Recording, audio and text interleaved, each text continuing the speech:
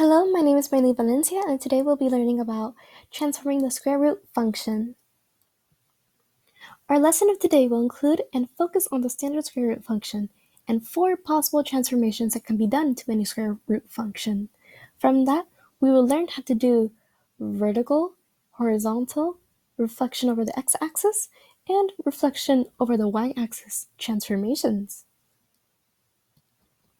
First, let's learn about the standard square root function. The standard square root function is commonly known as y equals square root of x. On a graph, this function will appear like this: a curve that exponentially increases as the x values increase. Knowing this shape on the graph and the parent function will allow for one to accurately identify or solve any problem that consists of this math concept in the future. As a tool to assist in identification of transformations when it comes to this function, here is another version of the standard square root function. This function right here.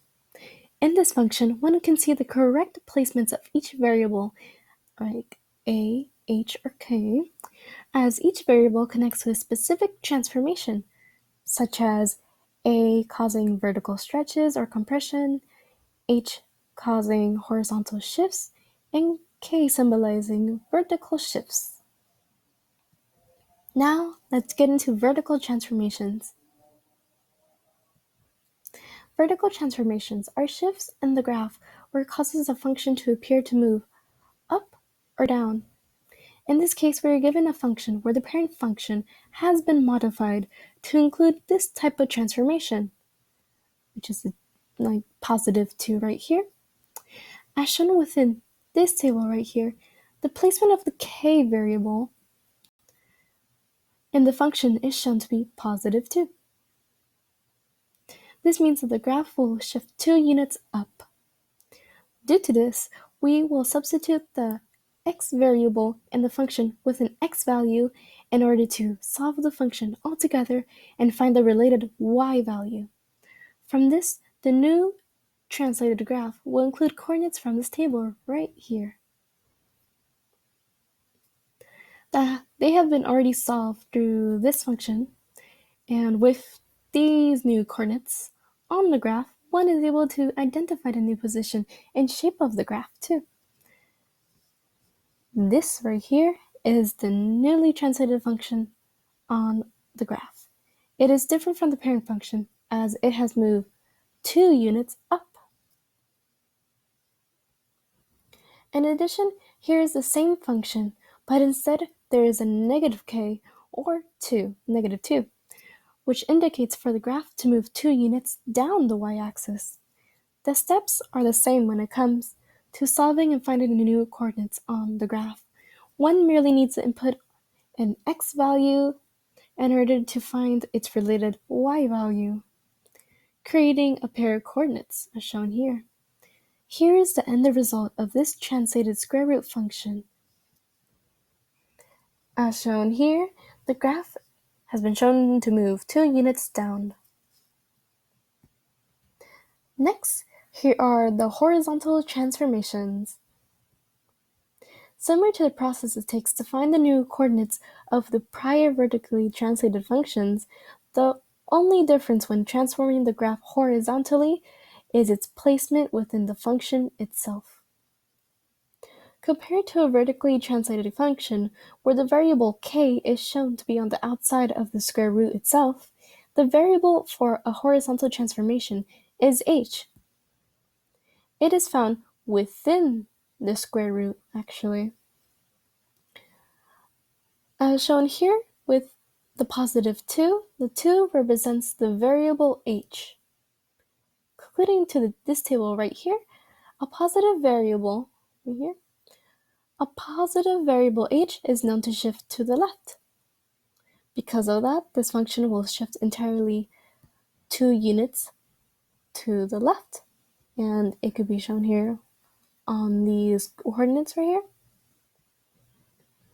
making so that this graph right here represents this newly translated function in which it merely just shifted 2 units to the left.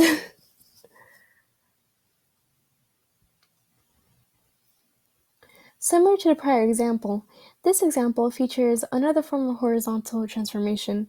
However, the only difference is that the -2 or negative h variable indicates for the entire graph to move to the right instead.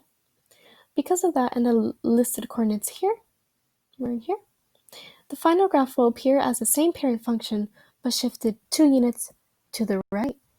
Look at that. Next, we have reflection over the x-axis transformation. Similar to the previous transformations, this transformation is indicated based on the changes made to the parent function. In this case, the placement of the would-be variable a, right here, is distinguished by a negative symbol, or a negative a, as shown here too.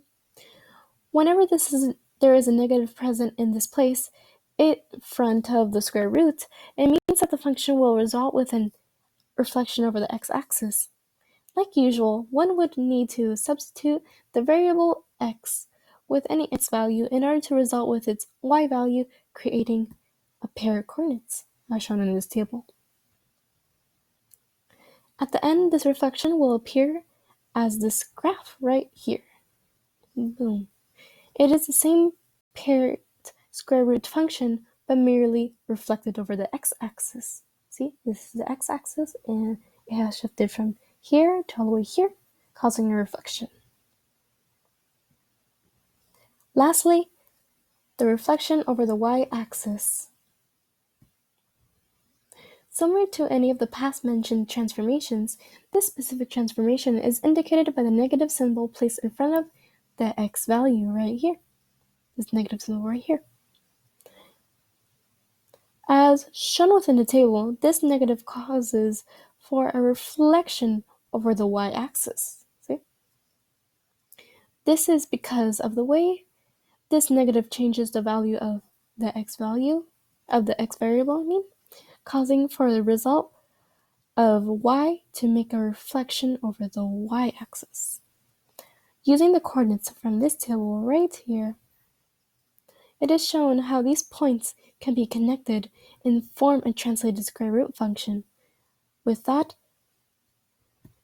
here is the reflected across the y-axis square root function on a graph.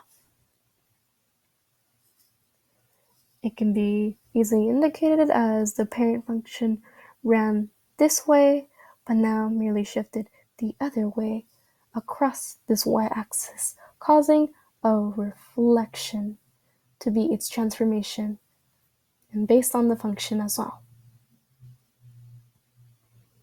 Thank you for watching.